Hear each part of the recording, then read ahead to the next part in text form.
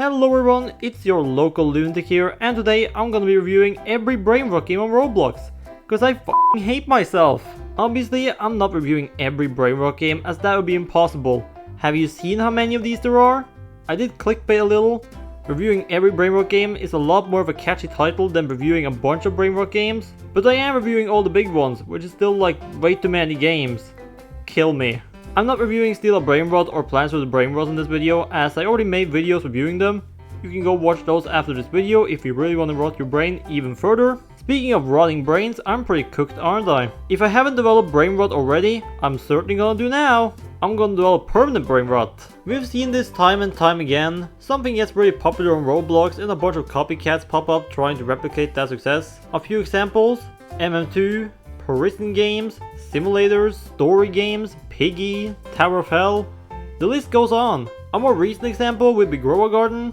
There are so many garden games or grow whatever games on the platform now. And now it's all about Brainrot. Everyone watching this has probably played or at least heard of Steal a Brainrot and Plans with Brainrot. Steal a Brainrot is literally the biggest game in the whole world. I still can't believe that's the reality we live in. How cooked are we as a society? Anyway, Brainrot. Yeah, Brainrot. Brainrot everywhere. There's no escaping it. It's reached a point where pretty much every game I see on the front page is a Brainrot game. It's actually getting difficult to find fun new games, cause it's just buried underneath a whole bunch of Brainrot. Rope a Brainrot, almost 1,000 players. What do you do in this game? Hang them? Enter Brainrot. What do you mean by that? That sounds very inappropriate. That doesn't sound like a game kids should be playing. Brainrot Life RP, 3,000 players. How are you supposed to roleplay their lives? They don't have lives. Steal a Baby Brainrot, 4,000 people playing this, kidnapping little children. Arrest a Brainrot, 6,000 players. I don't think the Brainrots are the ones who should be arrested. The players kidnapping them should be. Dig and hatch a Brainrot, almost 9,000 players. Grow a Brainrot, also 9,000 players. Brainrot Royale, 18,000 people would rather play this than the actual Clash Royale. My Brainrot Zoo. This is literally just that one zoo game, but with Brainrots. Are people allergic to playing games that don't have Brainrots in them? We also got Find the Brainrots, and Find the Brainrots. And can't forget, Find the Brainrots. How many times do you need to find the Brainrots?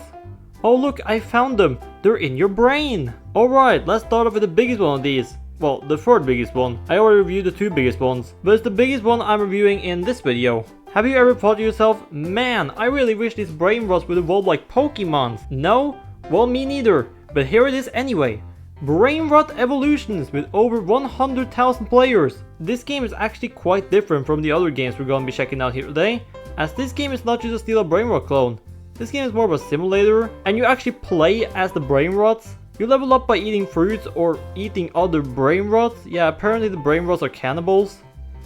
Every time you level up, you evolve into a new Brainrot, but unlike Pokemon, the evolutions don't make any sense. Like, how does a shark evolve into a crocodile plane and then into a chimpanzee banana? The thumbnails for this game make it look like the evolutions make sense, but when you play the game it's just random. The only thing that's consistent in this game is that it will constantly display a whole bunch of junk on your screen and try to make you spend money on the game. That's something we're gonna see with all the games we're checking out here today. They're all flooded with pay-to-win game passes. It's the only reason they exist. They're just trying to capitalize on the Italian Brainrot trend and get little kids to waste money on their garbage. Yeah, I don't really think you need to watch this video to know what my opinion on these games are gonna be.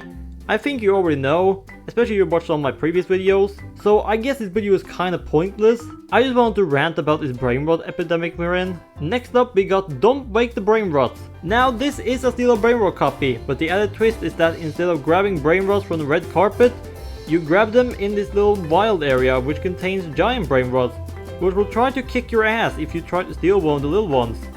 And I think they have all right to do so, they're just trying to protect their kids. This game has decided to keep the worst part of Steal a Brainrot, which was the pay-to-win crap, and remove the only thing that made Steal a Brainrot remotely fun at all, the stealing. Next up we got Don't Wake the... Wait a minute, didn't I just play this? No, this is a totally different game. This is Don't Wake the Spooky Brainrots. It's very different. This one is Halloween themed, which is why I'm playing this in November on the brink of December. So this game is a copy of Don't Wake the Brainrots, which is a copy of Steal a Brainrot, which, fun fact, is a copy of another game called Steal a Character. Now, in the case of Steal a Brainrot and Steal a Character, both games are owned by Doobig, so that's no big deal. Also, if Steal a Character had been the one to blow up, they would have been sued out of a zoo by like every franchise out there, as this game has characters such as Naruto, Homer Simpson, Jimmy Neutron, Patrick Star, and Mario. Nintendo would have most certainly sued them for using Mario. Going with Brainrot was a much safer option. You can't really get sued for using AI generated characters, as no one can trademark them. Never mind, guess you can! So Tung Tung, who's like the mascot of Italian Brainrot, got removed from the game because the creator trademarked him. I say creator with quotation marks, as I wouldn't really consider typing a prompt into ChatGPT as creating something. How can you even trademark an AI image? How does that even work? You know which game does have Tung Tung though? Steal a character. Now before we hop into these next few ones, I have one question for you guys. Who here likes gambling? Mutate or lose Brainrot? Alright, we got a spin for the eggs. Oh boy, I hope I get a good one. Oh, got a hatchet. Oh, let's see. Oh my god, I got Ting Ting Sahid, a completely original character. Now we gotta mutate him, turn him into steel. Oh, look how shiny he is. Wow, this game is so dumb. Here's a dumber one. Spin the Brainrots. This game is nothing but gambling. It's one of those soul RNG type of games. Just constantly rolling the dice, crossing your fingers, hoping you'll get something good, but you never will. And even if you did, it's worthless pixels on a screen. What's the point of these type of games? Who plays this trash? All you do is just sit there, AFK, auto-rolling the dice, trying to get the impossible to get rare items. For what? There's no gameplay in these games. They don't make you more powerful or anything. They do nothing. It's a flexing game. You just flex your stuff. Oh, look how cool I am, having wasted 100 hours of my life, probably even more, just to get a stupid looking Brainrot. Or even better, in Souls RNG, you get a title. You get words displayed above your head. Wow, so cool. There are all kinds of Brainrot games. Draw a Brainrot, Brainrot Training, Brainrot Glass Bridge. There are even Brainrot horror games. Yup, you heard that right, Brainrot horror games. What a time we live in. Some people are afraid of spiders, clowns, planes, and some are afraid of Brainrots. Brainrot Phobia, Chapter 1, Tung Tung Sahur's Revenge. Ooh, how ominous. I'm sure that sent chills down your spine. It's late evening, it's pitch black outside, and you're home alone. You were just gonna sit back and relax and watch some TV and eat some pizza, but then the news comes on. Breaking news! A mysterious man known only as Tung Tung Tung Sahur has been spotted in the local neighborhood. Authorities warn, do not approach. More at 11. You hear a noise coming from your bedroom.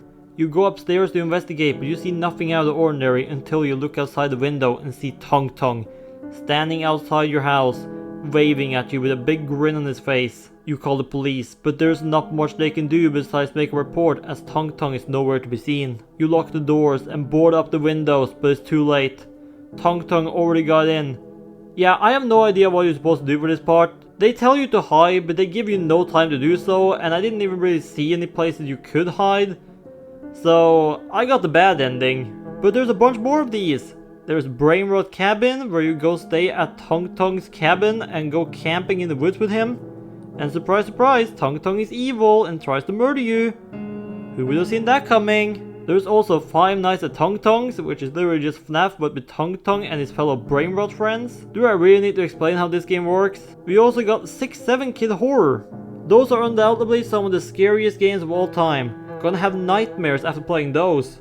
There are also Brainrot games that appeal to you and me, us Brainrot haters. Beat your Brainrot.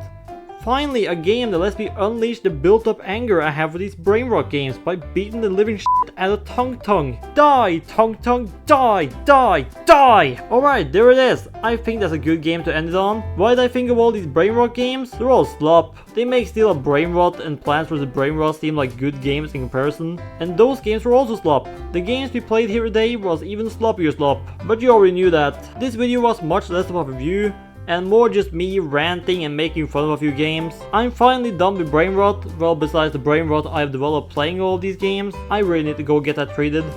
But yeah, that's the end. This was the big finale to the Brainrot saga on the channel. No more Brainrot, I'm done with Brainrot. I reviewed every Brainrot game. So unless a new massive Brainrot game pops up and takes over the whole platform, I'm done. It does seem like the Brainrot trend is kinda on its way out. About time! Interested in seeing what the next big thing is gonna be? Roblox is an ever-evolving platform. For example, all the games that were really popular when I was a kid are no longer on the front page. Well, except for Murder Mystery 2, that is. That game never dies. What will 2026 have in store? Only time will tell. Lately it seems like zoo games and fishing games are kinda taking over. And with that, thank you guys so much for watching. Hope you enjoyed the video. If you did, be sure to like and subscribe to let me know. And also click the little bell icon to never miss an upload. Bye bye!